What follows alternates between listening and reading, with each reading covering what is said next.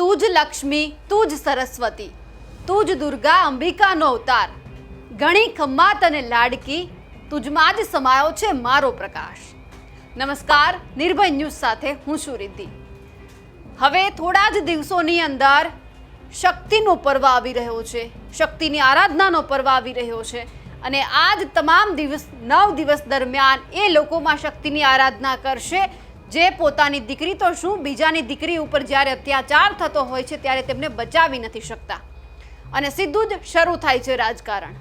અને એટલા માટે કારણ કે એક દીકરી લોકો એવું વિચારે છે કે આ તો બીજાની દીકરી છે, જો મારી દીકરી હોય તો હું બોલું, અને હોય તો પણ ક્યારેક એવો પરિવાર સામે આવે છે કે એકદમ ચૂપ થઈ જાય છે, સમાજ શું કહેશે એવું કહી અને જ્યારે પોતાની દીકરી ઉપર દુષ્કર્મ થાય છે, કોઈ છેડતી કરે છે ત્યારે ચૂપ બેસી રહે છે.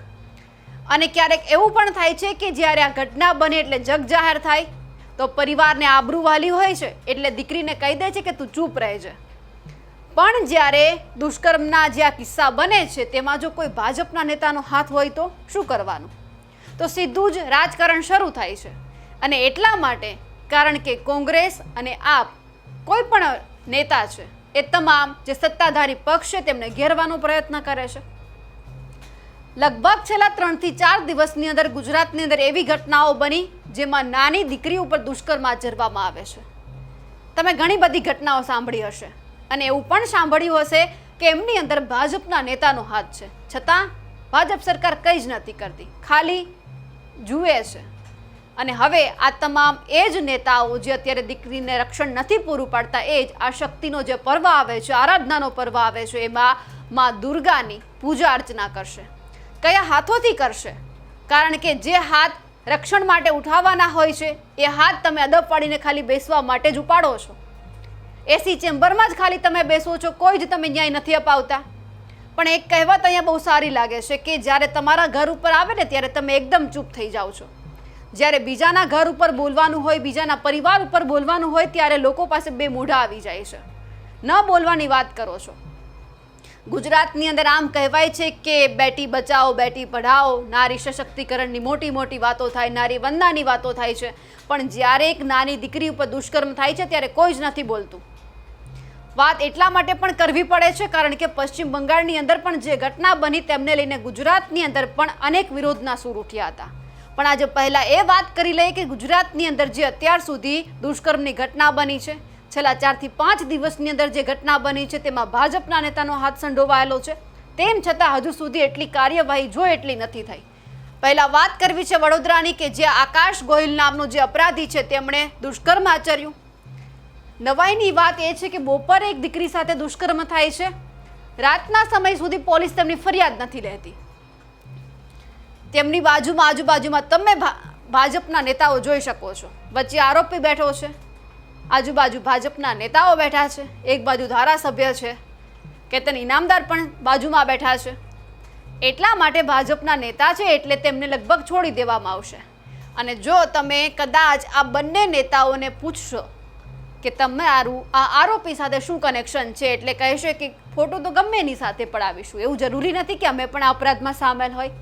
વડોદરાની ઘટના બની, બોટાદમાં આનંદ જાની નામનો આરોપી છે, દીકરીને છેડતી કરવામાં આવી છે, તેમની ધરપકડ થઈ ચૂકી છે, પણ કોઈ જ ભાજપનો નેતા આ ઘટનાને લઈને બોલવા માટે નથી આવ્યો.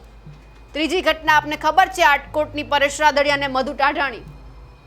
એક દીકરીએ મીડિયા આવીને કહ્યું છે કે મારી સાથે આ બે વ્યક્તિએ દુષ્કર્મ આચર્યું છે, તેમ છતાં કોઈ કડક પગલાં લેવામાં નથી આવ્યા કારણ કે પાછળ તેમનો ભાજપનો સપોર્ટ છે, બંને ભાજપના કનેક્શનમાં છે, ભાજપની નજીકના ગણાય છે, એટલે કોઈ જ તેમની ઉપર અત્યાર સુધીમાં એવા ઠોસ સબૂત કોઈ ભેગા નથી કરી શક્યું કે એમને કોઈ કડક સજા થાય.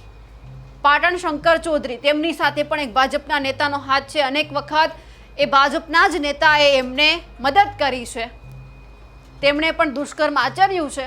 અને ખાસ અર્જુનસિંહ ચૌહાણ, પૂર્વ મંત્રી, અને બાજુમાં જે વ્યક્તિ બેઠેલો છે એમનું નામ છે, જે શિક્ષક છે અને શિક્ષકે ગોવિંદ નટ છે, તેમણે 6 વર્ષની બાળકી સાથે દુષ્કર્મ આચર્યું છે. 6 વર્ષની બાળકીને શું ખબર પડે? આપને બધાને ખબર છે, હજુ નાની નાજુક હોય છે, ભણવા માટે સ્કૂલે મોકલે છે, મા બાપ હરખેથી એમને નિશાળે જવા માટે મોકલે છે, પણ એમને એ નહોતી ખબર કે મારી દીકરી પાછી નહીં આવે, આવશે તો જીવતી પાછી નહીં આવે, તેમનો મૃતદેહ આવશે. આ નરાધમ શિક્ષકે એમની સાથે દુષ્કર્મ આચર્યું અને એમને જાનથી મારી નાખી. હવે એમના નાના કુમળા હાથ જોઈને પણ આપણને એવું થાય કે આ દીકરીને આપણે હાથ પકડીને ચલાવી કે પછી એમને ખભા પર બેસાડીને.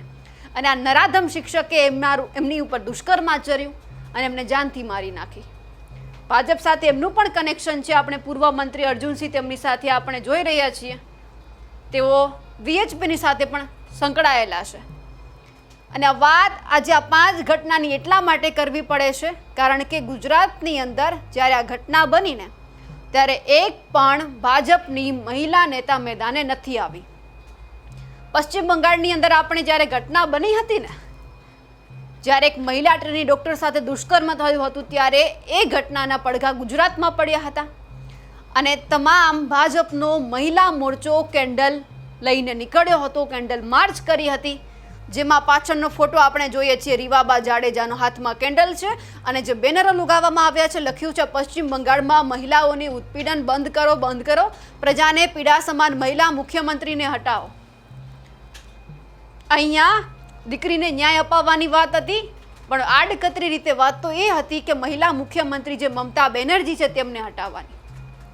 આ એક ચહેરો તમે મને બતાવી દો કે દુષ્કર્મમાં અત્યારે જે ગુજરાતમાં ઘટના બની એમાંથી એક ચહેરો કેન્ડલ માર્ચ લઈને જો નીકળ્યો હોય ને, તો આ બધું જોઈને હવે મને એવું લાગે છે કે ખરેખર ગુજરાતમાં કેન્ડલ માર્ચ ઉપર પ્રતિબંધ મુકાઈ ગયો છે, કાં તો પછી કોઈ પોસ્ટરો નથી છાપતું. કારણ કે આ જ મહિલા નેતાઓ જ્યારે પશ્ચિમ બંગાળની ઘટના બની ત્યારે કેન્ડલ માર્ચ લઈને નીકળ્યા હતા એ દીકરીને ન્યાય અપાવવા માટે. પહેલાં ગુજરાતનું તો કરો. ગુજરાતમાં 5 દીકરી સાથે દુષ્કર્મ થયું છે. તાજેતરની ઘટનાની વાત કરીએ, આ તો રાજકારણ તેમની સાથે સંડોવાયેલું છે એટલે બહાર આવ્યું છે. આવી અનેક દીકરીઓ છે જેમની સાથે રોજબરોજ દુષ્કર્મ થાય છે, કોઈ છેડતી કરે છે, પણ ક્યાંય તે મુદ્દો ચર્ચામાં એટલા માટે નથી આવતો કારણ કે ક્યાંક તેમની સાથે રાજકારણ નથી જોડાયેલું હતું.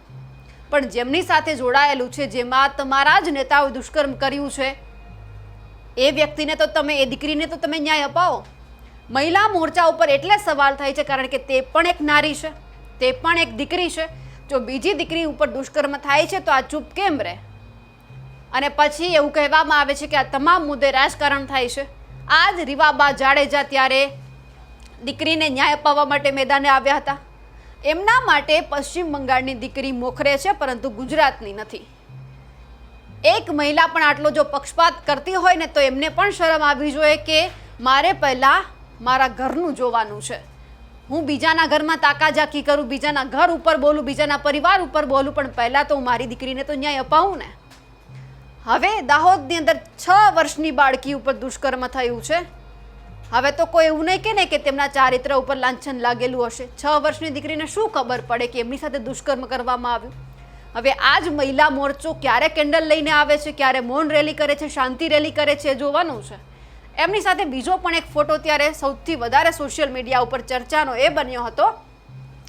આ તમામ ભાજપના મહિલા મોરચો છે, રાજકોટ ભાજપનો મહિલા મોરચો જે મૌન રેલી કાઢી હતી, પણ એ સમયે એવું લાગતું હતું કે આ તમામ મહિલા મોરચાએ રેલી કાઢી છે પણ ફોટો સેશન માટે. કોઈને જ ન્યાય અપાવવામાં રસ નથી. બંગાળમાં ડૉક્ટરોને બચાવો, બચાવો. હવે કદાચ મને એવું લાગે છે કે થોડા દિવસમાં અહીંયા પોસ્ટર લાગશે કે ગુજરાતની દીકરીઓને બચાવો, બચાવો. પણ ક્યાં મોઢેથી વાત કરે? ભાજપના જ નેતાઓની આમાં સંડોવણી હોય છે. ભાજપના જ નેતાઓ આમાં તેમને બચાવવા માટે મેદાને આવે છે. આ તમામ દીકરીઓને બચાવવા માટે ભાજપના મહિલા મોરચાએ આગળ આવવાની જરૂર છે. કારણ કે કોંગ્રેસ છે, આમ આદમી પાર્ટી છે, આ દીકરીઓને બચાવવા માટે મેદાને આવ્યા છે. પણ જે સત્તાધારી પક્ષ છે તેમની સામે કેટલું કરી શકે? જો તમે ખુલીને બોલો તો કાલ સવારે તમે ક્યાં હોવ એ તમને પણ ના ખબર હોય. અને જ્યારે તમારા ઉપર આવે છે ત્યારે ફક્ત તમે શું કરો છો? મૂંગા બેસી જાઓ છો, મોઢામાં મગ ભરી દો છો અને એકદમ તમારી ખુરશી ઉપર બેસી જાઓ છો. તમારી ઓફિસમાં જઈને બેસો છો. એસી ચેમ્બરમાં તમને એટલી ઠંડક મળે છે કે કોઈક પોતાના ઘરે રડી રહ્યું છે પણ તમને નથી સંભળાતું. દીકરીઓને બચાવવાની, ન્યાય અપાવવાની વાત તો બહુ દૂર રહી. હવે જ્યારે એ જોવાનું છે કે જે ગુજરાતની અંદર વાતો થાય છે કે મહિલા સશક્તિકરણ છે, દીકરીઓને ભણાવવાની વાત છે, પણ આ તમામ લોકો, અને ખાસ મારો જે ટાર્ગેટ છે, હું એ જ મહિલા મોરચાને કહેવા માંગુ છું કે આ મહિલા મોરચાએ આ દીકરીને બચાવવા માટે, ન્યાય અપાવવા માટે મેદાને આવવું જ પડશે. ન્યાય રેલી કરવી જ પડશે પોતાના જ ભાજપના પક્ષની સામે, તો જ તમે કહેવાશો કે તમે એક સાચા નેતા છો, સાચા મહિલા નેતા છો. જો તમારે રાજકારણ કરવું છે તો તમે બીજી વાતમાં કરો ને. એક દીકરીને ન્યાય અપાવો છો, બીજી 2 દીકરીને હળધૂત કરીને. તમને દેખાતી જ નથી કે તમારા ગુજરાતમાં પણ આવું થાય છે. તમને હંમેશા બીજા રાજ્યની જ પડી હોય છે, બીજાની જ દીકરીઓની ચિંતા થાય છે. સારું છે, તમે કરો, કરવું જ જોઈએ. બધી દીકરી એક સમાન હોય છે, પણ જ્યારે આપણે આપણા ઘરની દીકરીઓને બચાવીશું ને, ત્યારે જ આપણે બીજાની દીકરીઓને વ્યવસ્થિત ન્યાય અપાવીને રહીશું. હવે તમે મૌન રેલી કરી, પણ ખબર નથી કે મૌન રેલીનો શું ફાયદો થયો. કદાચ ગુજરાતમાં પણ આવું કરો, એવું પણ ખબર પડશે કે ભાજપના નેતાઓ જે આ કરે છે એમના ઉપર લગામ કસવાની જરૂર છે. કારણ કે આટકોટની અંદર ઘટના બની, દીકરી મોટી હતી, બોલી રહી છે કે દુષ્કર્મ થયું છે, તેમ છતાં તમે ન્યાય નથી અપાવી શકતા. હવે આ 6 વર્ષની દીકરીએ તો પોતાનો જીવ ગુમાવ્યો છે. જ્યારે આવી ઘટના બને છે ત્યારે તમામ પક્ષ પોતાના રાજકીય રોટલા શેકવા માટે મેદાને આવે છે. કોઈ પોતાના બચાવમાં બોલે છે, કોઈ સામે બોલે છે. હવે જ્યારે આમ આદમી પાર્ટીના નેતા કરશનદાસ બાબુ પણ મેદાને આવ્યા છે, પહેલા તેમને સાંભળવું છે કે જે આવી ઘટનાઓ બને છે તેમને લઈને તેમણે શું કહ્યું છે. બીજેપીના કાર્યકર્તા કે બીજેપીના નેતામાં ક્યાંય થોડી ઘણી શરમ બચી હોય, થોડી ઘણી સાત્વિકતા બચી હોય, થોડી ઘણી સામાજિકતા બચી હોય, તો એ લોકોને મારે ટકોર કરવી છે કે જે બળાત્કારોના કેસ થાય છે, 6 વર્ષની નાની ઢીંગલી, ભગવાનનું સ્વરૂપ, એના ઉપર એની હત્યાઓ થાય છે. કલાકો સુધી એની ગાડી, પોતાની ગાડીમાં એ ડેથ બોડીને રાખવામાં આવે છે. દારૂની રેલમછેલ થાય છે. અને પછી પ્રિન્ટ અને સોશિયલ મીડિયાથી જાણવા મળે છે કે એ ક્યાંક ને ક્યાંક બીજેપી સાથે કનેક્ટેડ લોકો હોય છે. સાહેબ, શરમ આવવી જોઈએ. રામ પ્રત્યે મને ગૌરવ હોય, રામના નામે હું સત્તા મેળવતો હોઉં, હું ધર્મની વાત કરતો હોઉં, તો મને એ પણ યાદ હોવું જોઈએ કે લક્ષ્મણનો ત્યાગ રામ દ્વારા કરવામાં આવે છે. લક્ષ્મણ નાની એવી જ્યારે વચન ભંગ થાય છે, રામે આપેલા વચનમાં ક્યાંક બાંધછોડ થાય છે, ત્યારે લક્ષ્મણનો પણ ત્યાગ કરે છે. રામ એ છે, રામ નીતિ એ છે, રામ તત્વ એ છે કે જે સત્યની સાથે રહે, રક્ષણની સાથે રહે, સમાજની સુરક્ષાની સાથે રહે. બીજેપીને મારે એક પડકાર આપવો છે કે તમારામાં કંઈક સાત્વિકતા નામનો છાંટો જો ટક્યો હોય તો આવા લોકો માટે તમે શા માટે ઢાંક પિસોડા કરો છો? બળાત્કાર જેવા કેસમાં એક રાજ્યમાં તમે આખું રાજ્ય માથે લો છો ને તમારા જ્યાં સત્તા છે, તમારી પાસે જ્યાં પાવર છે, ત્યાં તમે ચૂપચાપ બેસો છો. અરે સાહેબ, લોકશાહીનું અપમાન છે, સ્ત્રી શક્તિનું અપમાન છે, દીકરીઓનું અપમાન છે, આબરૂનો સવાલ છે. આબરૂનો છાંટો હોય તો આના માટે વિચારવું જોઈએ. આવા લોકોનો ત્યાગ કરવો જોઈએ, સત્તાનો ત્યાગ કરવો જોઈએ. જો આ વસ્તુ રોકી ન શકતા હોવ તો શું વાંક હોય છે નાની નાની દીકરીઓનો? શું વાંક હોય છે મહિલાઓનો કે જેને તમારા સપોર્ટથી, પ્રત્યક્ષ પરોક્ષ તમારા સપોર્ટથી એવા નરાધમો એ લોકોને હેરાન કરે છે, એનો બળાત્કાર કરે છે, એની છેડતી કરે છે, એની હત્યા કરે છે, અને પ્રોસેસ કઈ નહીં, વિરોધ કઈ નહીં, એક શબ્દ બોલવાનો નહીં, અને પાછા તમે દાવા કરો છો કે અમે રામને માનીએ છીએ, અમે ધર્મને માનીએ છીએ. કયા ધર્મમાં આ લખ્યું છે? કઈ સાત્વિકતાની વાતમાં આ લખ્યું છે? કયા સમાજમાં આવું લખ્યું છે? 2 હાથ અને ત્રીજું માથું જોડીને વિનંતી કરું કે શરમ કરો, શરમ. અને તમારા જે આ નેતાઓ, તમારા આ જે કાર્યકર્તાઓ જે હત્યા, બળાત્કાર, દારૂ સાથે જોડાયેલા છે, એને મોટા ન્યૂઝ બને એ રીતે એનો ત્યાગ કરો. બાકી બહુ લાંબો સમય નથી, લોકો તમારો ત્યાગ કરશે. બધું જ સહન થશે, મોંઘવારી સહન થશે, ખરાબ રસ્તા સહન થશે, અન્યાય સહન થશે, નાના મોટા, પણ બળાત્કારની વાત હોય, હત્યાની વાત હોય, માસૂમ દીકરીઓ ઉપર અત્યાચારની વાત હોય, એ સહન કરવામાં નહીં આવે. પાછા વળવાની જરૂર છે. લોકો બધું જ જોવે છે અને ભગવાન રામ પણ બધું જોવે છે. તમે રામના રસ્તે ચાલવાના દેખાવો કરો છો અને જે રાવણવાળી વાતને સ્વીકારો છો ને, એ લોકશાહીમાં ગઈકાલે પણ નહોતું ચલાવવામાં આવ્યું અને આવતીકાલે પણ નહીં ચલાવે. ભગવાન તમને બધાને સદબુદ્ધિ આપે એવી પ્રાર્થના. જ્યારે તમે ગુજરાતની દીકરીઓને બચાવશો, ગુજરાતની દીકરીઓને ન્યાય અપાવશો, ત્યારે જ તમે ખરા અર્થમાં એક મહિલા મોરચો, ભાજપ પક્ષ કે પછી કોંગ્રેસ પક્ષ જે તમામ દીકરીઓના રક્ષણ માટે આગળ આવે છે ને, ત્યારે તમે વ્યક્તિ સારા માણસ કહેવાશો. કારણ કે વાતો કરવી, ન્યાય અપાવવો, એમાં ઘણું બધું અંતર છે.